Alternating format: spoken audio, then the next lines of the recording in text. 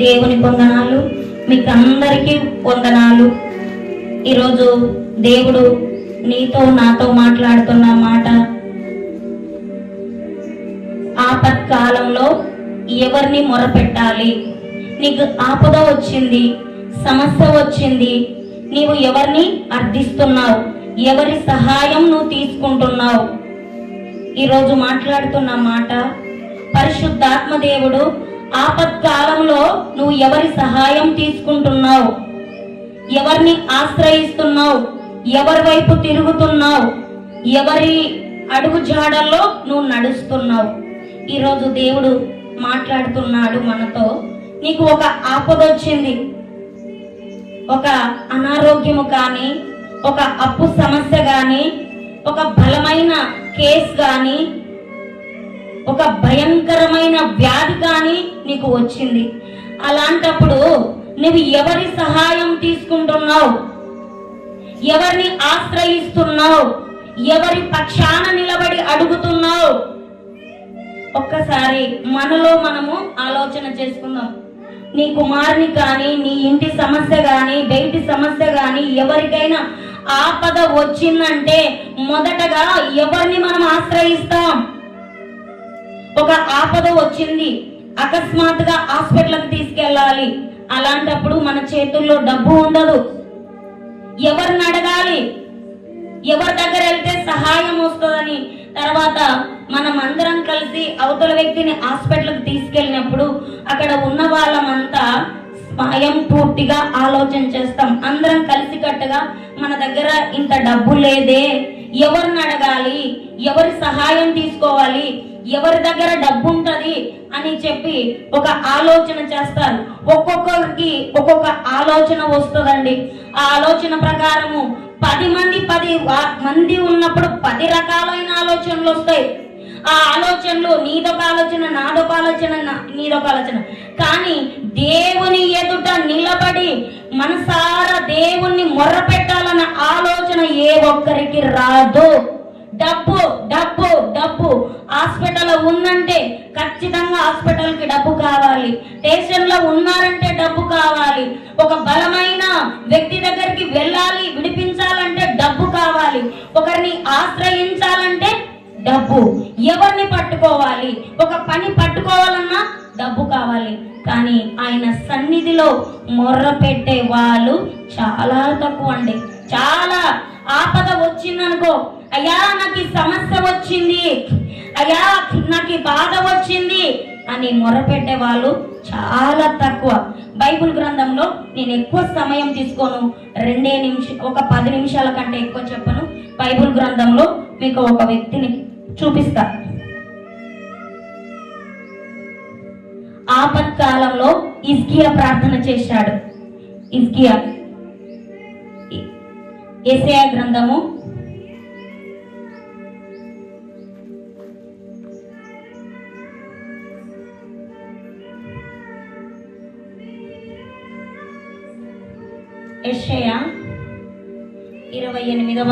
38వ అధ్యాయము 38వ అధ్యాయము 3వ వచనం నుండి చదవండి. యెషయా గ్రంథము 38వ అధ్యాయము 3వ వచనం నుంచి కొంచెం గట్టిగా చదవండి. అతడు తన ముఖమును గోడ తట్టు తిప్పుకొని యెహోవా యథార్థ హృదయుడనై, ఆయనకు హిజ్కియా, ఆయన ఒక ప్రవక్త, హిజ్కియా ఒక ప్రవక్త. ఆయనకు ఒక వ్యాధి వచ్చిందండి, ఒక రోగం వచ్చింది. ఆ రోగం వచ్చినప్పుడు యథార్థ హృదయం కలిగినాడు. ఎవరి దగ్గరికి వెళ్ళాల, ఆయన ఎవరిని ఆశ్రయించలే. ఆయన యథార్థ హృదయం కలిగి చదవం. సత్యముతో నీ సన్నిధిని నేనెట్లు నడుచుకుంటునో. మీరే ఉన్నారనుకోండి, అయ్యా ఒక రోగం వచ్చిందనుకోండి, ఆ రోగంతో పాటు మీకు చూపించుకోవడానికి డబ్బులు లేకపోవచ్చు. ఎవరిని ఆశ్రయించినా మీకు ఏమీ లేకపోవచ్చు. అప్పుడు దేవుని సన్నిధికి వచ్చి, అయ్యా మేము ఈ విధంగా వచ్చి ఉన్నాము, నేను నీ చెంతకు వచ్చినానయ్యా, నా దగ్గర అయితే ఏమీ లేవు ప్రభువా, నన్ను ఒక్కసారి చూడవా అని హిజ్కియా తిరిగి ప్రార్థన చేస్తున్నాడు. చదవమ్మా. నీ దృష్టి అనుకూలముగా సమస్తమును నేనెట్లు జరిగించి తినో నీవు జ్ఞాపకము చేసుకోనమని హిజ్కియా కన్నీళ్లు విడుచుచు యెహోవాను ప్రార్థించగా, ఎవరిని ప్రార్థించినాడు? హిజ్కియా యెహోవాను ప్రార్థించినాడు. ఆయనకు ఒక వ్యాధి వచ్చింది, ఒక బాధ కలిగింది, భయంకరమైన రోగం వచ్చింది. హిజ్కియా ఒక సేవకుడు చెప్తున్నాడు, సేవకునికి దేవుడు చెప్తున్నాడు, హిజ్కియా మరణించబోతున్నాడు. ఓ సేవకుడా, కొన్ని దినాల్లో హిజ్కియా మరణించబోతున్నాడు, పోయి నీ కుమారునికి చెప్పుకో అన్నప్పుడు హిజ్కియా ఏం చేస్తున్నాడు? ఎవరి దగ్గరికి పోలే. నాలాంటిదైతే సమయలన్నా నేను ఇంత ప్రార్థన చేస్తున్నానే, అమ్మా అక్కలారా నేను ఇంత ప్రార్థన చేస్తున్నానే, నాకెందుకు నా కుమారునికి మరణం వస్తుంది, నాకే ఎందుకు ఇంత శ్రమ పెడతాడు, నాకే ఇంత ఎందుకు బాధ పెడతాడు, నా ప్రార్థన వినట్లేదా అని కొంతమందికి నేను ప్రశ్నించేదాన్ని. కానీ హిజ్కియా అలా చేయలేదండి.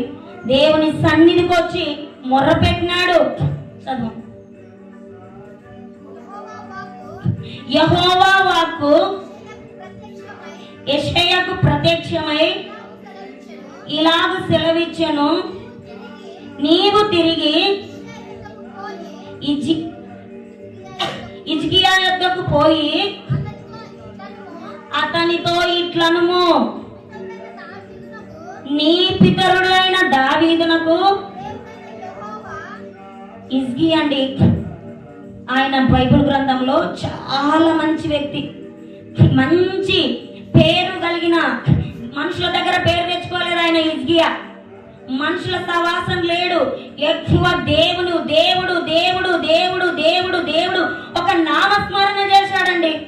భయంకరమైన రోగం వచ్చింది, గోడ తట్టు తిరిగి కన్నీళ్లతో మొరపెడుతున్నాడు, ప్రభువా నేనేం చేశాను అని. గోడ తట్టు తిరిగి నా ప్రాణాలు నీ చేతిలో ఉన్నాయి, నేను ఏ పాపం చేశానయ్యా, ఏ ద్రోహం చేశానయ్యా అని దేవుని ప్రశ్నించకుండా ఆయన కన్నీళ్లు కారిపోయేటట్టు తిరిగి ప్రార్థన చేస్తున్నాడు. సేవకుడు ఆయన దగ్గరకు వచ్చినాడు. ఓ సేవకుడా, సేవకుని ప్రశ్నించలేడు హిజ్కియా, సేవకుని ఏ మాట చెప్పలేడు. ఏమని చెప్పినాడు సేవకుడు? అయ్యా దేవుడు నాకు కనపడి, దేవుడు నాతో మాట్లాడి, నీవు మరణించబోతున్నావంట, నాకు దేవుడు తెలియపరిచినాడు. మరి ఇంట్లో ఏమన్నా ఉంటే నువ్వు సరి చేసుకో, అప్పులు కావచ్చు, నీ భార్య పిల్లలు కావచ్చు, ఎవరైనా కావచ్చు, వాళ్ళను నువ్వు సరి చేసుకో అన్నాడు.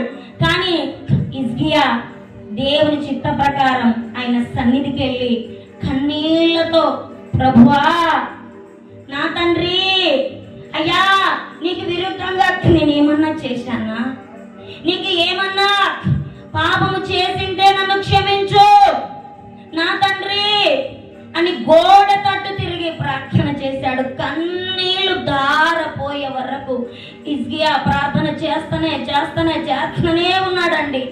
కానీ నువ్వేం చేస్తాం? చక్కగా మందిరానికి వస్తూ పరిచర్య చేస్తున్నామంటే, సంఘానికి నేను ఇంత డబ్బు ఇచ్చిన, అంత డబ్బు ఇచ్చిన, సేవకునికి బాగా అంటుకొని ఉన్నా, అంత ప్రార్థన చేస్తున్నా, కానీ నాకే దేవుడు ఎందుకు ఇలాంటి శోధనలు పెట్టినాడు అని మనం ప్రశ్నించమా? హల్లెలూయా! ప్రశ్నిస్తామా లేమా? ప్రశ్నిస్తాం. మనకు అలాంటి ప్రశ్న మీకు రాకపోవచ్చునేమో, కానీ నాకు ఎన్నోసార్లు వచ్చిందండి. మీకు రాకపోవచ్చు, నాకు వచ్చింది. నా కుమారుని విషయంలో చాలా ప్రశ్నలు మెదిలినాయి. నేను ఇంత ప్రార్థన చేస్తున్నానే, ఇంత ఉపవాసం ఉంటున్నానే, ఇంత కట్టుబడి నా కోరికలను, నా ఆశలు చంపుకొని ఉంటున్నానే, నా కుమారుని విషయంలో దేవుడు ఎందుకు ఈ విధంగా చేస్తున్నాడు అని నేను దేవుని ఎన్నోసార్లు బాధ పెట్టిన క్షణాలు ఉన్నాయి. వాక్యం ద్వారా నాతో మాట్లాడుతున్నాడు. ఆత్మీయులలో నుండి మాట్లాడినాడు, సేవకుల నుండి కొన్ని బలపరిచే మాటలు తెలియపరుస్తున్నాడు. అయినప్పటికీ నేను కృంగిపోతూ బాధపడుతూనే ఉన్నా. కానీ హిజ్కియా సేవకుని మందలించలేదండి, సేవకుని అడగలేడు, సేవకుని ప్రశ్నించలేడు. ముఖాముఖి ఆయన సన్నిధికి వెళ్ళి కన్నీళ్లు విడుచుతూ బాగా ప్రార్థన చేస్తున్నాడు. అయ్యా, యేసయ్యా, నీకు విరుద్ధంగా నేను చేశానా? నీకు పాపం ఏమేమన్నా ఉందా అని దేవుని అడుగుతూ ఉన్నాడండి. నువ్వు నేనేం చేస్తాం? ఒక ఆపద వచ్చిందంటే ఎవరిని ఆశ్రయిస్తున్నావు? నువ్వు నేను. హిజ్కియా ఏ విధంగా ప్రార్థన చేసినాడు చూశారా? కన్నీళ్లు విడిచినాడు. ఆయన మరలా తన ప్రాణము దేవుడే మాట్లాడి వచ్చే వరకు పట్టు విడవకుండా ఆయన ప్రార్థన చేసినాడు. హిజ్కియా, నీ ప్రార్థన చేరుతుందా లేదా? ఆపద వచ్చినప్పుడు నువ్వు ఎవరిని ఆశ్రయిస్తున్నదికే దేవుడు నీ ప్రార్థన పెడచెవిన పెడుతున్నాడు. నువ్వు మనుషుల ప్రార్థన, మనుషుల సహాయం కోరుతున్నావు. నువ్వు మనుషులను, నాకు ఇది జరిగింది, నాకు ఇలా ఆపద వచ్చింది, నాకు అప్పుల సమస్యలు ఇలా ఉన్నాయి, నా తల్లి ఇలా కృంగిపోతుంది, నా భర్త సరిగా లేడు అని నీ వాళ్ళతో చెప్పుకుంటున్నావు. నువ్వు నీకు ఆపద వచ్చినప్పుడు మొదటగా హిజ్కియా తన కుటుంబ సభ్యులతో చెప్పలేదండి, తన స్నేహితులతో చెప్పలేదు, తన ఇరుగు వారితో చెప్పలేదు. అయ్యో, నాకు మరణం వస్తుంది, నేను ఏమి దాచి పెట్టుకోవాలి, ఏమి పెట్టుకోవాలి, నా పిల్లలకి ఏం సమకూర్చాలి, బాకీలు ఉన్నాయి, నేను వడ్డీలకు ఇచ్చిన, ఎక్కడెక్కడ కట్టాలి, ఎవరికి ఇప్పించుకోవాలని హిజ్కియా ఆలోచన చేసలేడు. ఆయన ఆలోచన ఇంకా దేవుని పని చేయాలని ఆలోచన ఉంది. ఆయన ఆలోచన దేవుని పని చేయాలి. నేను ఇంకా ఆయుష్నిస్తే ఈ ఆత్మ బదులు ఇంకా 10 ఆత్మలు నేను సంపాదిస్తా, ఇంకా కొన్ని ఆత్మలు నేను తీసుకొస్తానే దేవుని సన్నిధికి అని చెప్పేసి ఆయన దేవుని చెంతకొచ్చి ప్రార్థన చేశాడండి హిజ్కియా. మరి నీకు ఆపద వచ్చినప్పుడు ఎవరిని ఆశ్రయిస్తున్నావు? నువ్వు ఆపద వచ్చిందా? ప్రతి ఒక్కరికి లోకంలో ఆపదలు రావడం సహజం. ఆపదలు లేకపోతే, బాధలు లేకపోతే నువ్వు మనిషివి కాదు. ఒక జంతువుకి ఆపద వస్తుంది, ఒక జంతువుకే సమస్య వస్తుంది, ఒక జంతువులకే వేదన కలుగుతుంది. కానీ నీకు నాకు ఆపద వచ్చిందంటే ఆ ఆపదలో నుండి నిన్ను శుద్ధ సువర్ణంగా బయటికి తీసుకురావడానికే, ఆ మలుపులో నుండి మరోవైపు నిన్ను తిప్పడానికనే గుర్తు పెట్టుకున్నప్పుడే నువ్వు బలమైన ఆయుధంగా మారగలుగుతావు. ఒక్కసారి ఆలోచన చేసుకో. నేను ఆపద వచ్చింది, గాయం అయ్యింది, నన్ను ఇరుగు పొరుగు వారు గాయపరుస్తున్నారు, అప్పులు కట్టలేకపోతున్నా, నా శరీరం సహకరించట్లేదు, అయినా నాకు బాధ పెడుతున్నారు. హిజ్కియా ఏమన్నా ప్రశ్న వేసినాడండి? ప్రశ్న వేయలేదు. సేవకునికి ఏమాత్రం ప్రశ్న వేయలేదు.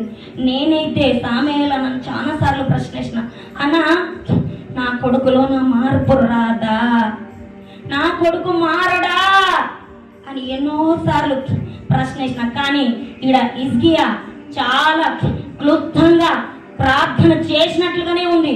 చదవక ఫస్ట్ కాంటి చదువు,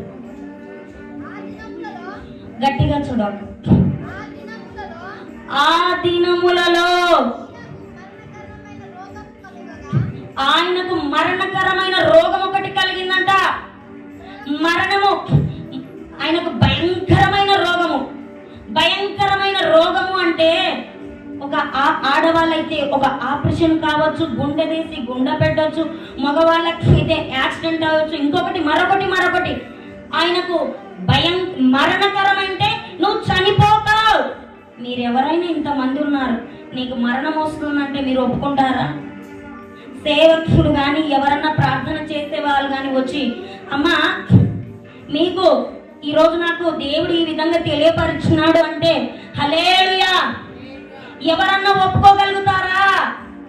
నేను ఇంకా బ్రతకాలి, నీకు దేవుడు ఏ విధంగా చూపించినాడో నాకు తెలియదు, నువ్వు తప్పు చెప్తున్నావు, నేను ఏ తప్పు చేయలేదు, తప్పును కప్పిపుచ్చుకోవడానికి ప్రయత్నం చేస్తాం. హిజ్కియా తప్పును కప్పిపుచ్చుకోలేదండి, ప్రార్థన చేసినాడు. ప్రభువా నేను ఏం చేశానయ్యా, నేను ఏమి చేశానయ్యా, ఒక్కసారి నా వైపు కరుణ చూపవా.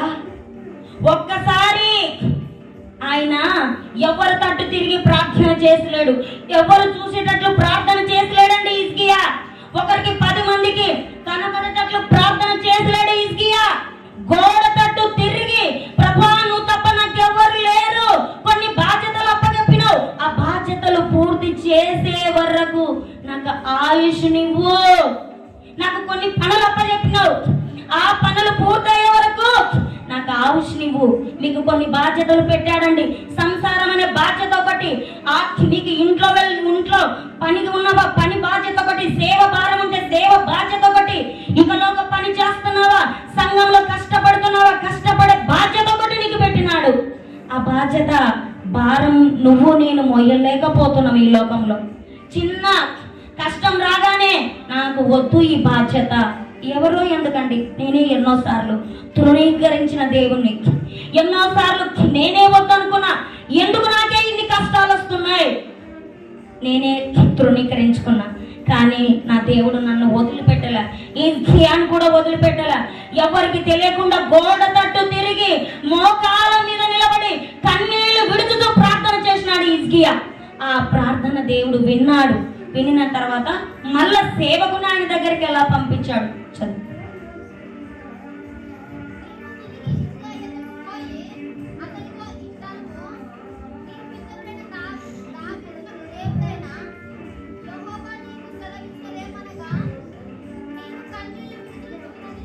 నీవు కన్నీళ్లు విడుచుట నేను చూచితిని. మీ ప్రార్థన మీరు ఏడుస్తున్నప్పుడు ఎవరు చూడాలండి? మీరు కన్నీళ్లు విడుస్తున్నారు, కొన్ని కష్టాలు వచ్చినాయి, కొన్ని బాధలు వచ్చినాయి, కొన్ని వేదనలు వచ్చినాయి. మీరు సంఘంలో ఎక్కడన్నా కానీ, మీ కుటుంబంలో కావచ్చు, మీ భక్తి ఎక్కడ కానీ ప్రార్థన చేస్తున్నప్పుడు మీ కన్నీళ్లు ఎవరు తుడవాలి? దేవుడు తుడవాలి. మీ స్నేహితులు, మీ ఇరుగు పొరుగు వాళ్ళు నీ కన్నీళ్లు ఎంతసేపు తుడుస్తారు? ఎంతసేపు నిన్ను ఓదారుస్తారు? నిన్ను ఓదార్చేవాడు దేవుడు ఒక్కడే. హిజ్కియాను ఓదార్చినాడు పరిశుద్ధాత్మ దేవుడు. నా కుమారుని దగ్గరికి వెళ్ళు, ఓ సేవకుడా, హిజ్కియాకు ఔషధి పోసిన, నా పని తుదముట్టించడానికే పోసిన, వేరే పని కోసం కాదు అని హిజ్కియాకు చెప్పమన్నాడు సేవకుని ద్వారా. మరి నిన్ను నన్ను ఏ పని కోసం ఏర్పరచుకున్నాడు? నిన్ను నన్ను ఏ పని కోసం ఏర్పరచుకున్నాడు? సగం మధ్యలో ఆగిపోతే దేవుడు ఒప్పుకోడు. నిన్ను పిలిచినాడు పలని పని కోసం. రా నా కుమార్తె, నా కుమారుడా, నువ్వు ఆగిపోతున్నావు, దుష్టుని చేతిలో ఉన్నావు. నువ్వు హిజ్కియాను వాడుకున్నట్లు నీకు కూడా ఆలోచనివ్వబోతున్నా. నా పని చేస్తేనే నేను నీకు ఇవ్వబోతున్నా. నా పని కాదని ఇక లోకంలో తిరుగుతావా? నా కుమారుడా, నా కుమార్తె, నేను నీకో తల్లి గర్భంలో ఉన్నప్పుడే, పిండంగా ఉన్నప్పుడే నిన్ను రూపొందించుకున్నా. నీవు నా సొత్తు. సంఘంలో నీకు ఏ పని అప్పచెప్పినా, నువ్వు బయట కానీ ఏదైనా కానీ దేవుని పని అప్పచెప్పి నొల్లను దేవుడు ఎన్నడు విడువడు. నువ్వు న్యాయవంతంగా ఉంటే అంతకంటే రెట్టింపుగా నిన్ను ఆశీర్వదించబోతున్నాడు ఈరోజు దేవుడు. పరిశుద్ధాత్మ దేవుని పని కోసం నిన్ను వాడుకుంటున్నాడు. పని పాత్రగా నిన్ను ఒక కుమ్మరి మట్టి చేయడానికి ఎంత కష్టపడతాడండి. ప్రపంచమంతా వేల లక్షల మందిలో నిన్నే ఎందుకు ఏర్పరచుకున్నాడు? ఒక్కసారి ప్రశ్నించుకోండి. ఇక్కడ ఈ సంఘములో నిన్నే ఎందుకు ఏర్పరచుకున్నాడు? నీ తల్లి గర్భంలో ఇక్కడ రాకమునుపు నువ్వెవరో నేనెవరో ఈ మందిరం ఎవరో మనకేం తెలియదండి. తెలియనప్పుడు నిన్ను ఎందుకు ఏర్పరచుకున్నాడు? నీ మీద ఎందుకు ప్రణాళిక పెట్టినాడు? నువ్వు అక్కడిక్కడ పోతాంటే ఒప్పుకోడు దేవుడు. ఆయన పని నువ్వు చెయ్యాలి అంటే ఆయనకు హిజ్కియా వలె నువ్వు ప్రార్థన చేయలేకపోవచ్చేమో, మీరు అనొచ్చు, అక్క విజయక్క నీకు సమయం ఉంది, నువ్వు ప్రార్థన చేస్తావు, మేము చేయలేం. నీకు ఇచ్చిన సమయం ఎప్పుడు ఇచ్చినాడు దేవుడు? పగలంతా పనికి వెళ్తావు, నీ ఇంట్లో భర్తకు వంట చేయకపోతే తిడతాడు, పిల్లలకు వంట చేయకపోతే తిడతారు, బట్టలు ఉత్తకపోతే తిడతారే. నీ భర్తకు, నీ పిల్లలకు, నీ ఇంటి వారికి ఇంత భయపడుతున్నావే, నీ పని కోసం ఇంత భయపడుతున్నావే. కానీ దేవుడిచ్చిన సమయాన్ని వృధా చేసుకుంటూ మనుషులకు, అవతల వ్యక్తికి చెప్పుకున్నటువంటి ఆపద సమస్య గోడ తట్టు తిరిగి మనుషుల ఎదుట కన్నీళ్లు కారిస్తే నిన్ను ఎగతాళి చేస్తారండి, బాధ పెడతారు, కింద పడిన దాన్ని ఇంకా గాయపరుస్తారే గాని పైకి లేవనెత్తే వారి లోకంలో ఎవ్వరూ లేరండి, ఎవ్వరూ లేరు. కన్న తల్లితో సహా మనం బాధపడుతుంటే కన్నీళ్లు విడుస్తుంది కానీ మన నా పూటకు తర్వాత 10 మంది దగ్గర కూడా చెప్పుకుంటుందండి, నా పిల్ల పనికి వెళ్ళదు, పాటకెళ్ళదు, ఎప్పుడు ఏదో ఒకటి చేస్తుంటారు. ఏదైనా కష్టం చేసుకుంటే కదా అని మన కడుపులో మనల్ని పుట్టించుకున్న తల్లులే అంటారు. కానీ దేవాది దేవుడు నీ మీద ఒక ప్రణాళిక పెట్టుకున్న దేవుడు, ఇస్కియాకి ఇచ్చిన వంటి వరం ఇచ్చిన దేవుడు నిన్ను పని పాత్రగానే నేను వాడుకుంటాడు కానీ అన్యాయంగా విడిచిపెడతాడని ఎట్లా అనుకుంటారండి? ఆపదొచ్చింది, నీ తోటి వాళ్ళకి చెప్పినావు, మరణాంధకారాల నుండి విడిపించడానికి శక్తివంతుడైన దేవుడు నీతో ఉన్నప్పుడు నువ్వు మనుషులకు ఎందుకు చెప్పుకుంటున్నావు? మనుషుల సహాయాన్ని ఎందుకు కోరుకుంటున్నావు? అప్పుల యూపిలో ఉన్నావు, రా మొరపెట్టు. నీ విశ్వాసాన్ని బట్టి పొయ్య రస్తలోనే దొరికించే శక్తి ఆయన దగ్గర ఉంది. ఆయన మహిమ అలా చూడాలి అంటే నీవు ఆపత్కాలంలో ఎవ్వరి సహాయము తీసుకోకూడదు, ఎవ్వరి సహాయం తీసుకోకూడదు. స్వయం స్ఫూర్తిగా ఆలోచన చేయాలి. ఆ సమయంలోనే ఫ్యాన్ చూపిస్తాడు దుష్టుడు, కిరోసిన్ డబ్బా చూపిస్తాడు, గ్యాస్ చూపిస్తాడు, టాబ్లెట్లను చూపిస్తాడు, నువ్వు కినాల్లో పడని కినాల్ కట్ట చూపిస్తాడు. భయపడకూడదు. నా తండ్రి నన్ను పిలిచినాడు, పిలిచిన దేవుడు నిన్ను మరవడండి. తాళి కట్టుకున్న భర్తని నిన్ను వదిలేస్తున్నాడు, నిన్ను ప్రేమించిన పిల్లల అర్థాంతరంగా వదిలేస్తున్నాడు. కానీ నిన్ను సృష్టించిన దేవుడు వదిలేయడు. నీ మీద ఒక ప్రణాళిక ఉంది దేవునికి, అది నమ్ము, విశ్వసించు. ఇస్కియా ఏ విధంగా ప్రార్థన చేసినట్లుగా, ఇస్కియా గోడ తట్టు ప్రార్థన చేసినట్లుగా గోడ తట్టు తిరగాల్సిన అవసరం లేదు. యథార్థంగా ఉండి ప్రార్థన చేయి. సేవకుని రూపంలో నీ ఇంటికి వస్తాడు. సేవకుడు నిన్ను పరామర్శించట్లేదా? సేవకుడు నీ కోసం ప్రార్థన చేయట్లేదా? సేవకుడు నీ వైపు చూడట్లేదా? ప్రార్థన చేయి. సేవకునికి పువ్వులు లేపు ప్రభువా, సేవకునికి మాట్లాడు ప్రభువా, సేవకుని నా ఇంటికి తీసుకురా ప్రభువా, నా ఇంట్లో అడుగంటి పోతుంది. సేవకునికి, నా కుమారుడా, నా కుమార్తె ఎంతగానో ఏడుస్తుందయ్యా, నా కుమార్తె ఎంతగానో మొరపెడుతుందయ్యా, లేయ్యా లే, నీ సమయం అయింది, నువ్వు పడుకోవద్దు, లేయి, సమయం ఆలస్యం అవుతుంది. నువ్వు ఎవరి వైపు చూడకు అన్నప్పుడు పరుగున బుగులు లేపే శక్తి పరిశుద్ధాత్మ దేవునికి ఉందండి. నువ్వు ఎవరి సహాయం అడుగుతున్నావు? నా ఇంటికి ప్రార్థన చేయలే, నా కాడికి రాలే, నాతో మాట్లాడాలి, నువ్వులే నేనులే అని అనుకోకూడదండి. ఇస్కియా ప్రార్థన చేసినప్పుడు ఒక సేవకుడే వెళ్ళి, ఆయన గొప్ప ప్రవక్త ఏం కాదండి, ఒక సేవకుడు ఇస్కియాకు చెప్పినాడంటే ఆ ఇస్కియా ఎలాంటి వ్యక్తి అనేది తెలుసా? మనం ఎలాంటి వాళ్ళనైనా ప్రేమించే శక్తి దేవుని దగ్గర ఉంది. మనుషులు నిన్ను ప్రేమించకపోవచ్చు, మనుషులు నిన్ను తృణీకరించవచ్చు, మనుషులని యోగాను చూసి ప్రేమించవచ్చు, కానీ దేవుడు ఆ విధంగా ప్రేమించాడండి. ఇస్కియాకు భయంకరమైన రోగం వచ్చిందండి. మన మధ్యలోనే ఇక్కడ 10 మంది 20 మంది ఉన్నావు, భయంకరమైనటువంటి కాలు తెగి రక్తం కారిపోతుంది అంటే ఆ మనిషి దగ్గర 10 మంది ఈగలాడుతూ ఆ బట్ట అంతా బాగలేకున్నప్పుడు వాళ్ళ దగ్గర ఎవరైనా కూర్చోగలుగుతారండి? కూర్చోగలుగుతారా? కూర్చోలేరు, ఎవ్వరు కూర్చోలేరు. ఇక్కడ లోపలికే వస్తారు. ఏ ఒక్కరు కూడా సహాయం చేయడానికి రారు. ఏ ఒక్కరు కూడా ఆ బట్ట పైకేయడానికి రారు. అక్కడ రక్తం కారిపోతున్నా ఎవరు పట్టించుకోరు. ఎందుకంటే ఆ వ్యక్తి వాసనతో ఉంది, ఆ వ్యక్తి భయంకరమైన రోగముతో ఉంది. ముట్టుకుంటే మాకెక్కడ వస్తుందో, మాకు చూపించుకోవడానికి స్తోమత లేదు. ఇంకా దాంతోపాటు ఇక్కడ ఏం చెప్తారు, నీవు నేను ఫ్రెండ్స్ అయితే అక్క వద్దు, ఎందుకు వెళ్తావు, ఆమె భయంకరమైన బాగలేదు, లోకపరంగా ఉన్న వాళ్ళు చెప్తారు. కానీ దేవుని పరంగా ఉన్న బిడ్డలు, అలాంటి బిడ్డల దగ్గరికి వెళ్ళి దేవుడు తాకుతాడండి. దేవుడు తాకుతాడు. నా కుమారుడా, నా కుమార్తె, నిన్నందరూ తృణీకరించినారా, నిన్నందరూ బాధ పెట్టినారా, నిన్నెవ్వరు చూడపోరమ్మా, నిన్నెవ్వరు చూడరయ్యా, నేను తప్ప నిన్నెవ్వరు చూడరని హిజ్కియాకు మరణకరమైన రోగం వచ్చింది. ఎక్కి ఎక్కి ఏడుస్తున్నాడు. ఎక్కి ఎక్కి ఏడుపు ఎప్పుడు వస్తుందండి మనకు?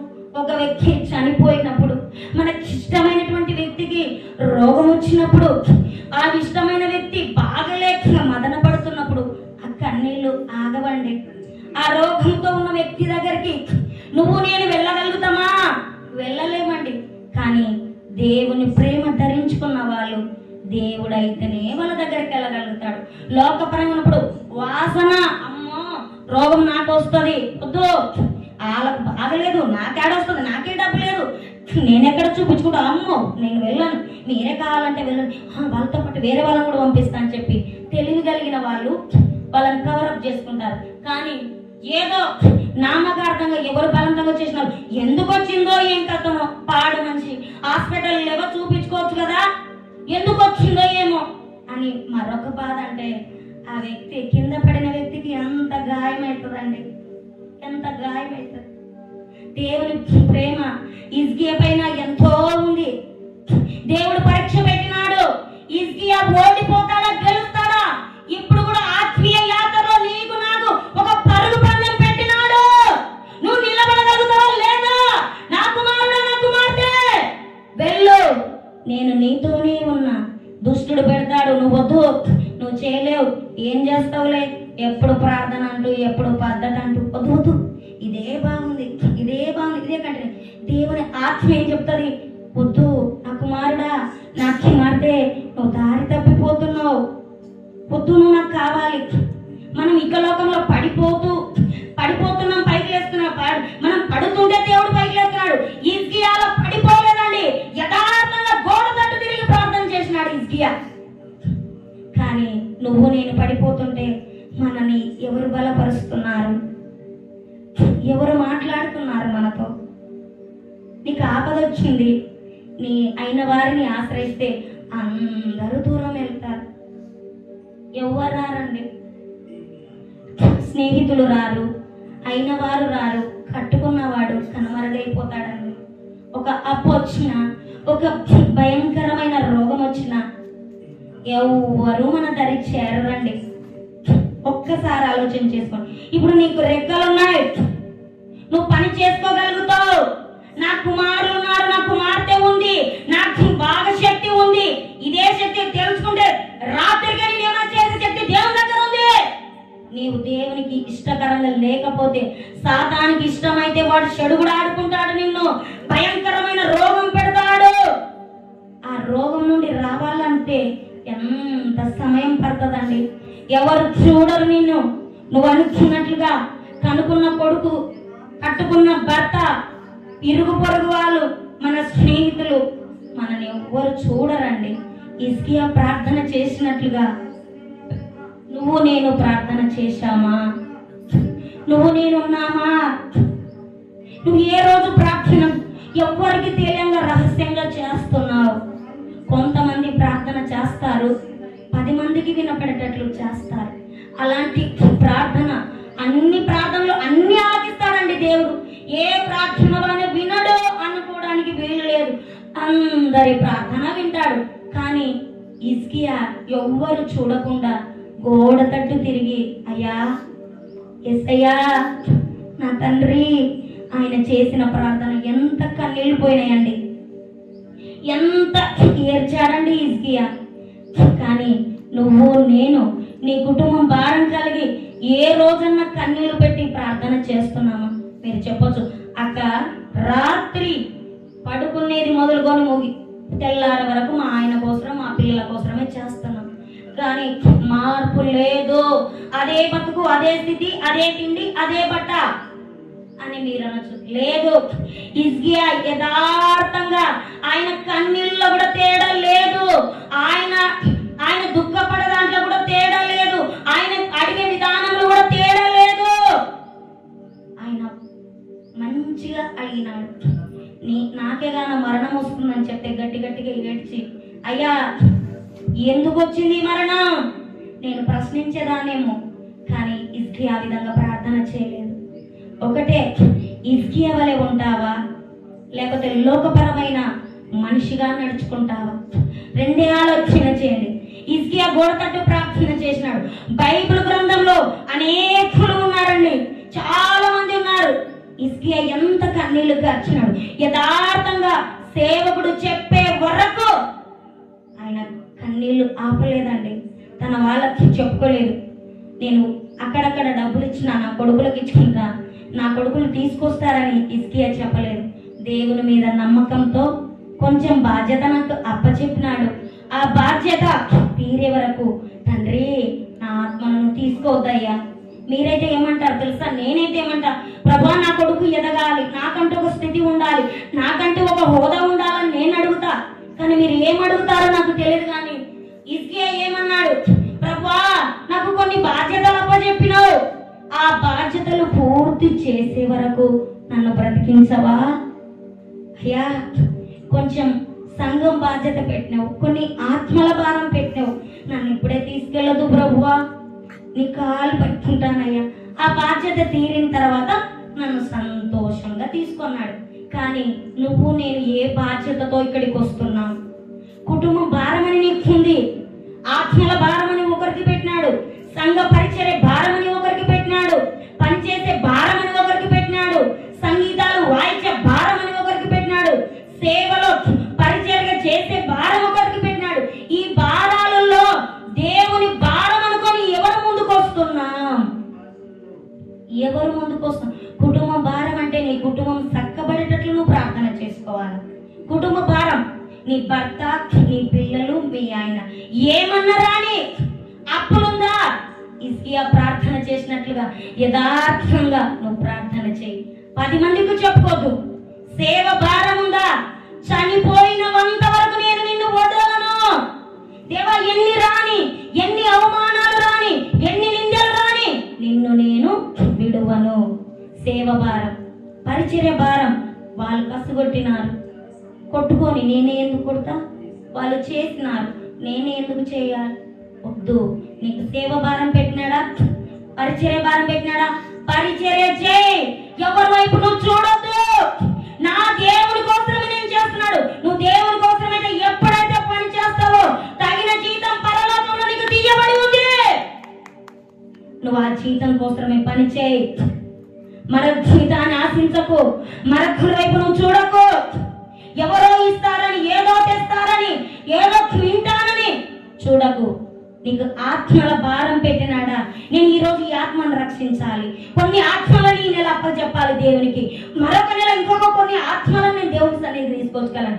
ఆత్మల భారం కలిగి ఉన్నట్లయితే ఆత్మల భారం కోసం పరుగులు పెట్టు. ఆత్మల భారం ఉన్నదాన్ని అయితే నేను ఈరోజు ఈ ఆత్మను అప్పచెప్పిన ప్రభుని సంతోషంగా హిజ్కియా ప్రార్థన చేసినట్టు నువ్వు దేవునికి ఆత్మను అప్పచెప్పు. నీకు ఈ భారం పెట్టినాడు. నువ్వు ఏ బాధ్యత ప్రకారం. మన కష్టాలు వస్తాయండి, నష్టాలు వస్తాయి, బాధలు వస్తాయి, ఇరుకులు వస్తాయి, సేవకుల్లో ఉండే బలమైన మాటలు కూడా వస్తాయి. అయినా సేవకుడే హిజ్కియాకు చెప్పాడు కదండి, ఓ సేవకుడా నీకు మరణం వస్తుందంట, నువ్వు వెళ్ళు, నీ పని అయిపోయిందని చెప్పినాడు సేవకుడు. అయినా హిజ్కియా దేవుని మీద నమ్మకముతో, నా ఆయుష్ నా దేవుడు తీసుకోలేదు, నేను ప్రార్థన చేసుకుంటా, కొంచెం బాధ్యత వరగనే. సేవకుడికి ఇచ్చే విలువ ఏ మాట చెప్పలేడండి. గోడ తట్టు తిరిగి ప్రార్థన చేయగా సేవకుడు చెప్పిన సేవకుని నోటనే, నా కుమారుడు నీకు చెప్పిన మాట, నీకు ఇంకా దేవుడు 10 సంవత్సరాలు ఆయుష్ పొడిగించినాడు దేవుడు. హిజ్కియా సంతోషంగా లేయని అదే సేవకుడు చెప్పినాడండి. అదే సేవకుడు వెళ్ళి చెప్పినాడు. ఈరోజు సేవకుడు నీ ఇంటికి వచ్చి ఒక అపశకన మాట మాట్లాడిండొచ్చు, ఒక మాట తప్పుగా మాట్లాడిండొచ్చు, నువ్వు కరెక్ట్ లేవు, నువ్వు ఈ విధంగా ఉన్నావు, నీ కుటుంబం ఈ విధంగా అన్నప్పుడు బాధపడొద్దు. దేవుడే మాట్లాడించినాడు అనుకో, మరలా ప్రార్థన చేయి. దేవా, నువ్వు సేవకునికి చూపించినావు, సేవకుని ఈ విధంగా మాట్లాడుతున్నాడు, నా మనసు గాయమైతుంది అన్నప్పుడు దేవుడు సేవకుని నుండే మరలా వస్తాడు. నీ పరిస్థితులు చూసి, నీ స్థితిగతులు చూసి, నీ ప్రార్థన చూసి, నీ ప్రయాసం చూసి, నీ పట్టుదలను చూసి కుమారుని పంపిస్తాడు. ఆయన కుమారుని ఏర్పరచుకున్న కుమార్తె, నువ్వు ఏం చేసావో నాకు తెలియదు, నీ కోసము నా తండ్రి పంపించినాడు, నీ ప్రార్థన అంగీకరింపబడింది, నువ్వు లేచి నీ స్థలానికి వెళ్ళి నువ్వు సిద్ధపాటు కలిగి అని చెప్తాడు సేవకుడు. నువ్వు ఏ విధంగా ప్రార్థన చేయాలి? హిజ్కియా వలె ఉన్నావా? లోకపరంగా ఉన్నావా? కుటుంబపరం, సేవపరం, సంఘపరం, ఆత్మల భారం, ఇవన్నీ కలిగి ఉన్న ఈ భారాలల్లా నువ్వు ఏ భారము కలిగినట్లుగా ఒక్కసారి మీరు చూసుకోండి. ఒక్కసారి నాకు నిజంగా ఇది మీకొక్కరికే కాదు, నాకు కూడా వర్తిస్తుంది. నిజంగా ఎన్నోసార్లు నాకు ఇది వద్దు, ఈ బ్రతుకొద్దు, నాకు ఈ సేవ వద్దు, ఈ జీవితం వద్దు అనుకున్నా నా జీవితంలో ఈరోజు నాతోనే మాట్లాడుతున్నాడు. హిజ్కియా ప్రార్థన చేసినట్లుగా చేసుకో. కోడ తట్టు తిరిగి ప్రార్థన చేసినాడు నా కుమార్తె. నిన్ను లెక్క పెట్టడం ఒక లెక్కనా? నీకు ఈరోజు బాధ కలుగుతుందంటే నిన్ను ఒక పైకి మెట్టెక్కడానికే, నిన్ను శుద్ధ సువర్ణంగా ఒక మలుపు తిప్పడానికే, నీకైనా నాకైనా నీకు దెబ్బ కలిగింది. నిన్ను ఆ గాయం నుండి వేల మందిలో నిన్ను కనిపించేటట్లే చెయ్యబోతున్నాడు పరిశుద్ధాత్మ దేవుడు. ఒక్కొక్కరిలోన దేవుని శక్తిని అభిషేకించి అనేకుల మధ్యలో నిన్ను నిలబెట్టబోతున్నాడు నా తండ్రి పరిశుద్ధాత్మ దేవుడు. ఆ మాట మర్చిపోతున్నావు, మరుపు తెప్పిస్తున్నాడు దుష్టుడు. నీకు మరవద్దు. నాకు బాధ కలిగింది, మీ అందరికంటే నాకే ఎక్కువ బాధ కలిగింది. నేను వెళ్ళ రస్తలో, పొయ్య రస్తలో బాణాలు, గాయాలు, సుడిగుండాలు లాంటి మాటలు వచ్చిన ఈ వాక్యం ద్వారా హిజ్కియా నడుచుకున్నట్లు నన్ను నడుచుకోమంటున్నాడు, హిజ్కియా ప్రార్థన చేసినట్లు చేయమంటున్నాడు. నా బాధ్యతను నన్ను సక్రమంగా చేయమని చెప్తున్నాడండి నాతో ఈరోజు దేవుడు. నువ్వు తప్పిపోతున్నావు. సేవకుని మాటకు లోపడుతున్నావా? నువ్వు సంఘానికి లోపడుతున్నావా? దేవునికి లోపడుతున్నావా? నా కుమార్తె, నువ్వు ఎక్కడ లోపడుతున్నావు? ఎవరి మాటలకు లోపడుతున్నావు? వాక్యం విన్న 2 నిమిషాలు నీ మనసులో ఉంటుంది, తర్వాత నీ స్థితి ఇంతే, నా పరిస్థితి ఇంతే. నువ్వు కూర్చున్న చోటనే కూర్చుంటావు. నీ స్థితి ఇంతే. నువ్వు ప్రార్థన చేయి, నువ్వు యథార్థంగా దేవుని కోసం పనిచేయి. నిన్ను అంచెలంచెలుగా నా తండ్రి ఆశీర్వదించబోతున్నాడు. ఎప్పుడైతే దేవుని కోసం పని పాత్రగా నువ్వు వాడుతావో అప్పుడే నిన్ను దేవుడు ఆశీర్వదించబోతున్నాడు. కానీ ఈ లోకం వైపు మీరు చూడొద్దు, దేవుడి మాటల వైపే. హిజ్కియా ప్రార్థన చేసినప్పుడు ఎవరన్నా చేశారని, నా భర్త మారాలని, నా పిల్లలు మారాలని, నా వాళ్ళు మారాలని, నా కుమారునికి ఇష్టమని నేను ఏడవని రోజు లేదండి. నిజంగా చెప్తున్నా, ఏడ్చి నా కన్నీళ్ళు రావట్లేదు. ఎంతమందికి చెప్పుకునేదాను. లాస్ట్ సేవకునికి ప్రశ్న వేసిన, ఓ సేవకుడా, నా కుమారులో మార్పు రాదా? రాళ్ళు తీసుకొని కొడుతున్నాడండి. అలాగున్న సమయంలోనైనా దేవుడు నాతో మాట్లాడుతున్నాడు. నా కుమార్తె, నిన్ను మహిమ పరచడానికి నీ కుమారుని ఆ విధంగా దుష్టుడు పెట్టుకున్నాడు. నీకు ఆ బాధ కలగకపోతే ఈ మహిమ ఎట్లా వస్తుంది? నిన్ను బాధ పెట్టకపోతే ఈ మహిమ ఎట్లా వస్తుంది? హిజ్కియా 10 సంవత్సరాలు ఆవుని పొడిగించకపోతే ఆయనను మహిమను ఎట్లా వ్యక్తపరుస్తాడండి? ఆయన జీవితానికి 10 సంవత్సరాలు అంటే ఆశ్రమాసన. ఒక డాక్టర్ వల్ల నన్ను చూపించుకున్నా అంటే కేవలం ఒక 6 నెలలు బతకొచ్చు, కేవలం ఒక 2 నెలలు బతకొచ్చు, కేవలం ఒక 3 నెలలు బతకొచ్చు. కానీ దేవుడి ఆవుషి 10 సంవత్సరాలండి. హిజ్కియా ఎంత సంతోషం ఉంటుంది. హిజ్కియా వలె ఉంటావా, లోకంలో కలిసిపోతావా? 2 నిర్ణయాలు చేసుకో. మీకు కూడా వయసు అయిపోతుంది, ఇంకా మరణం వస్తుంది. ఈ సంవత్సరం అయిపోయిందంటే ఇంకా మనం ఎన్ని సంవత్సరాలు బ్రతకలేమో. ఎప్పుడు రాక్షడ వస్తుందో తెలియదు, నువ్వు ఎప్పుడు ఎత్తపడతావో తెలియదు, ఎప్పుడు విడవబడతావో తెలియదు. కానీ సమయం అయిపోతున్నా, నీ దేవుడు కూడా చేయి వదిలేస్తాడండి. ఒక్కసారి ఆలోచన చేసుకో. నా ప్రియ సంగమా, నా ఆత్మీయులారా, నా స్నేహితులారా, ఆయన రక్షణ సమీపంగా ఉంది. చేయి చూస్తాడు దేవుడు. ఇంకా ఇంకా నా కుమార్తె నా దగ్గరికి వస్తుంది, నా కుమారుడు నా దగ్గరికి వస్తాడు. ఆపద వచ్చినప్పుడు ఎవరి దగ్గరికి వెళ్ళలేదు, నా దగ్గరే మొరపెడుతున్నారని దేవుడు చూస్తాడు. నువ్వు డాక్టర్ వైపు చూస్తున్నావు, మనుషుల వైపు చూస్తున్నావు, తాయితల వైపు చూస్తున్నావు, మంత్రాల వైపు చూస్తున్నావు. కానీ లాస్ట్ అన్నీ అయిపోయిన తర్వాత దేవుని దగ్గరికి వస్తున్నావే. ఇది ఎక్కడి న్యాయం అండి? ఇది ఎక్కడ జరుగుతుంది? కానీ అలా చేయదు. నీకు ఆపద వస్తుంది, ఆపద వస్తే నువ్వు ఒక మెట్టు ఎక్కినట్లు. కానీ దేవుని దగ్గరికి వచ్చి మొరపెట్టడం నేర్చుకో. దేవుని దగ్గరికి వచ్చి ప్రార్థన చేయడం మొదలుపెట్టు. ఎవరికి చెప్పొద్దు. ఎక్కి ఎక్కి ఎక్కి ఎక్కి నీ కూతురికి చిన్న జరగరాని జరిగితే ఎంత ఏడుస్తావు, ఎంత వలపోస్తావు. నీకు ఏదన్నా ఇవ్వాలన్నా దేవుని చేతిలో ఉంది, ఏదన్నా మహిమకరంగా వాడుకోవాలన్నా దేవుని చేతిలో ఉంది, నిన్ను ఎలా మలసాలన్నా దేవుని చేతిలో ఉంది. కానీ నీ చేతిలో ఏముంది తెలుసా? లోకంలో పడిపోవాలన్నా నీ చేతిలో ఉంది, విచ్చలవిడిగా తిరగాలన్నా నీ చేతిలో ఉంది, ఇక్కడ నుండి అక్కడ తిరగాలన్నా నీ చేతిలో ఉంది, ఏది మార్చాలన్నా నీ చేతిలో ఉంది. కానీ అన్నీ ఉన్నా దేవుడు నిన్ను ఇష్టపడుతున్నాడు కాబట్టే హిజ్కియా వలె ఆశను పెంచాలని, నీకు ఆరోగ్యాన్ని ఇవ్వాలని, నీ కుటుంబంలో అవరోధాలు తొలగించాలని, నిన్ను నీ భర్తను ఒక స్థితిలో పెట్టాలని, నీ కుటుంబంలో ఒక గొప్ప మార్పు తీసుకురావాలనే దేవుడు తణుకులాడుతూ సాతానుతో పెనుగులాడుతున్నావు. సాతాను మధ్యలో నీ బంధాన్ని ఈ రోజే తెంచేసుకొని హిజ్కియా ప్రార్థన చేసినట్లు చెయ్యి. దేవా, నా జీవితం వయసు అయిపోతుంది, ఇంకా వయసు రాదు నాకు, ఈ జీవితం సగం అయిపోయింది. నాకు ఆత్మల భారం పెట్టినవా, కుటుంబ భారం పెట్టినవా, పరిచర్య భారం పెట్టినవా, పాటలు పాడే భారం పెట్టినవా, ఇతరులను ప్రేమించి వాళ్ళని ఆదరించే భారం పెట్టినవా, సేవకుని భారం పెట్టినవా, సంఘంలో పరిచర్య భారం పెట్టినవా? ప్రభువా, నీకు తెలుసు ఏ భారం పెట్టినాడో దేవుడు. ఆ భారం వైపు నువ్వు నడవు ఈరోజు. దేవా, సాతాను బంధకాల నుండి తొలగించాలంటే నాకు శక్తి సరిపోవడం లేదయ్యా, నా శక్తి చాలడం లేదయ్యా, వాటిని దూరం చేయి. నేను ఎవరి ఆశ్రయం అడగను, ఎవరిని మొరపెట్టు వాళ్ళని అస్సలు అడగనయ్యా, నువ్వే నాకు ఆశ్రయ దుర్గమయ్యా అని ఒక్కసారి మీరు ఈరోజు అడగండి. దేవుని అడగండి. మీకు ఏమి ఇవ్వాలా, ఏమి ఇవ్వకూడదో తెలుసు. మీరు బాగా గుర్తు పెట్టుకోనండి, నిన్ను ఏ బాధ్యతతో ఇక్కడ నిలబెట్టినాడు.